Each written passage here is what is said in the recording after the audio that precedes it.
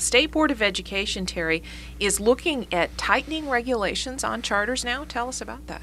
Well, basically the state wants to regulate charter schools out of business. There's no other way to put it.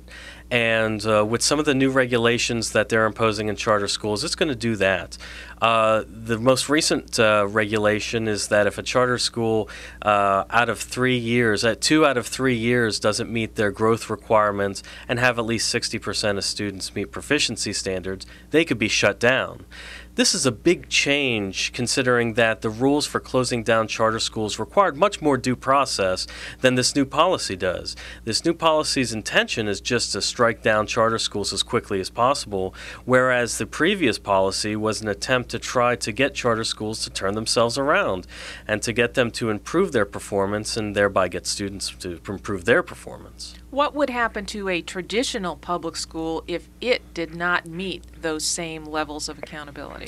Well, we can see what's happening in traditional public schools right now that aren't meeting those standards. I think nearly 200 public schools are not meeting those standards.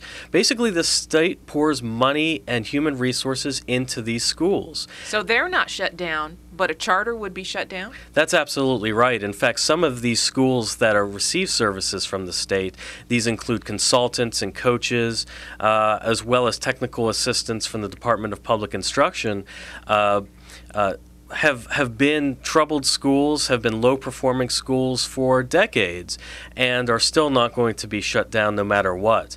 But a charter school comes along, and if they don't meet certain requirements 2 out of 3 years, then they'll be shut down immediately. It's the kind of double standard that unfortunately we have gotten used to in North Carolina, where one type of public school, the traditional public school, is treated much better, much superior to another type of public school, the charter school.